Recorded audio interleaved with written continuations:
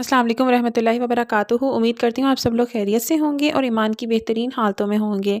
हमने सीरत नबी का आगाज़ किया है, यानी कि लाइफ स्टोरी ऑफ हज़रत मोहम्मद सल्लल्लाहु अलैहि वसल्लम। तो हमने जो पिछली वीडियो थी उसमें हमने ज़िक्र किया था कि जो आब ज़मज़म का कुआँ है वो खुश्क हो चुका था और बिल्कुल उसका नामो निशान मिट गया था। उसकी दोबारा खुदाई हज़रत अब्दुल मुत्तलिब से करवाई गई अल्लाह ताला ने। और जब हज़रत अब्दुल मुत्तलिब उसकी खुदाई कर रहे थे तो उस खुदाई करते वक़्त उस वक़्त हज़रत अब्दुल मुत्तलिब ने दुआ माँगी थी एक, और दुआ नहीं सॉरी मन्नत मांगी थी। मन्नत ये थी कि अल्लाह इस खुदाई को मेरे लिए आसान कर दे, इसके बाद अपना एक बेटा ज़िबा करूँगा। और आज का जो लेसन है वो आज हम इसी के टॉपिक के बारे में बात करेंगे कि उन्होंने अपने किस बेटे को ज़िबा किया। क्या वो हज़रत अब्दुल्ला थे? और हज़रत अब्दुल्ला जो कि हमारे प्यारे नबी हज़रत मोहम्मद सल्लल्लाहु अलैहि वसल्लम के वालिद हैं, अगर उन्होंने इन्हें ज़िबा नहीं किया था तो इसका कितना फ़िदिया था मुकर्रर किया गया। और वीडियो के एंड पे हम लोग बात करेंगे हज़रत मोहम्मद सल्लल्लाहु अलैहि वसल्लम की विलादत का वाक़या और उनके साथ जो मौजज़ात रूनुमा हुए थे। चलिए चलते हैं लेसन की तरफ। अब्दुल मुत्तलिब को ये हुक्म उस वक़्त दिया गया जब वो अपनी मन्नत भूल चुके थे। पहले ख्वाब में उनसे कहा गया मन्नत पूरी करो। उन्होंने एक मेंढा ज़िबा कर दी और गलीबा को खिला दिया। फिर ख्वाब में आया इससे बड़ी पेश करो। इस मर्तबा उन्होंने एक बैल ज़िबा कर दिया। ख्वाब में फिर यही कहा गया कि इससे भी बड़ी पेश करो। अब उन्होंने ऊँट ज़िबा किया। फिर ख्वाब आया इससे भी बड़ी चीज़ पेश करो। उन्होंने पूछा इससे भी बड़ी क्या चीज़ है? तब कहा गया अपने बेटों में से किसी को ज़िबा करो जैसा कि तुमने मन्नत मानी थी। अब इन्हें अपनी मन्नत याद आई। अपने बेटों को जमा किया, उनसे मन्नत का ज़िक्र किया। सबके सर झुक गए। कौन खुद को ज़िबा करवाता? आखिर अब्दुल्ला बोली अब्बा जान आप मुझे ज़िबा करें। ये सबसे छोटे थे और सबसे खूबसूरत थे और सबसे ज़्यादा मोहब्बत भी अब्दुल मुत्तलिब को इन्हीं से थी। लिहाजा उन्होंने कुरानंदाज़ी करने का इरादा किया। तमाम बेटों के नाम लिखकर कुरा डाला गया। अब्दुल्ला का नाम निकला। अब उन्होंने छुरी ली, अब्दुल्ला को बाजू से पकड़ा और उन्हें ज़िबा करने के लिए नीचे लिटा दिया।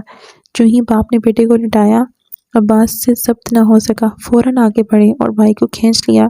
इस वक़्त ये खुद भी छोटे थे। इधर बाप ने अब्दुल्ला को खींचा। इस खींचातानी में अब्दुल्ला के चेहरे पर ख़राशें भी आ गईं। इन ख़राशों के निशानात मरते दम तक बाकी रहे। इसी दौरान बनु मखसूम के लोग आ गए। उन्होंने कहा आप इस तरह बेटे को ज़िबा ना करें, इसकी माँ की ज़िंदगी ख़राब हो जाएगी।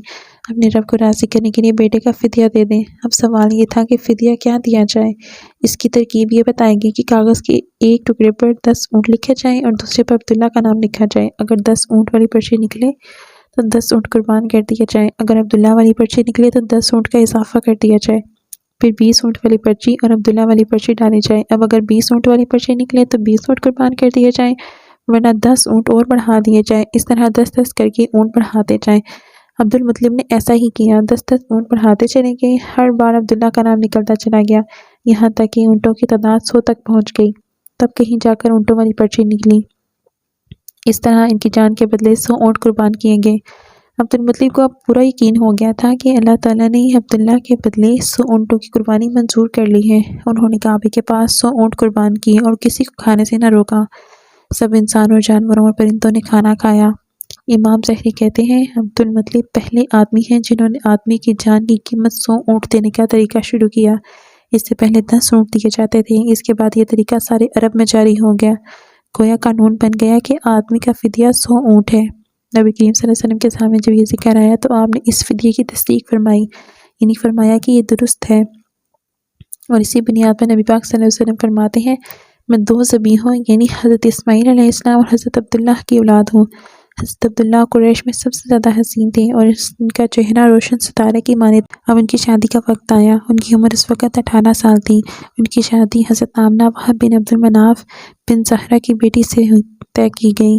जब शादी के लिए अपने वालिद के साथ जा रहे थे तो रास्ते में एक औरत काबा के पास बैठी नजर आई। ये औरत वर्का बिन नौफल की बहन थी। वर्का बिन नौफल कुरैश के एक बहुत बड़े आलिम थे। वर्का बिन नौफल से उनकी बहन ने सुन रखा था कि वक्त के आखिर नबी का ज़हूर होने वाला है और उनकी निशानियों में से एक निशानी ये होगी कि उनके वालिद के चेहरे पर नबूवत का नूर चमकता होगा। यूं ही उसने अब्दुल्ला को देखा, फ़ौरन उसके जहन में यह बात ने सोचा हो न हो ये वो शख्स है जो पैदा होने वाले नबी के बाप होंगे। बाद में शादी करके हज़रत आमना हज़रत अब्दुल्ला के घर आ गई। हज़रत आमना फरमाती हैं जब मैं माँ बनने वाली हुई तो मेरे पास एक शख्स आया, यानी एक फरिश्ता इंसानी शक्ल में आया। इस वक्त मैं जागने और सोने की दरमियानी हालत में थी। आम तौर पर इस हालत को गनुदगी कहा जाता है। उसने मुझसे कहा तुम्हें मालूम है तुम इस उम्मत की सरदार और नबी की माँ बनने वाली हो। اس کے بعد وہ پھر آیا۔ اس وقت آیا جب نبی پاک صلی اللہ علیہ وسلم پیدا ہونے والے تھے۔ اس مرتبہ اس نے کہا، جب تمہارے ہاں پیدائش ہو تو کہنا میں اس بچے کے لیے اللہ کی پناہ چاہتی ہوں ہر حسد کرنے والے کے شر سے اور برائی سے۔ پھر تم اس بچے کا نام محمد رکھنا، کیونکہ اس کا نام تورات میں احمد ہے اور زمین و آسمان والے ان کی تعریف کرتے ہیں، جبکہ قرآن میں ان کا نام محمد ہے اور قرآن ان کی کتاب ہے۔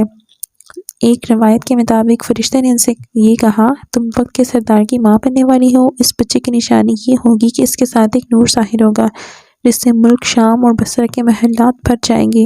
جب وہ بچہ پیدا ہو جائے تو اس کا نام محمد صلی اللہ علیہ وسلم رکھنا، کیونکہ تورات میں ان کا نام احمد ہے۔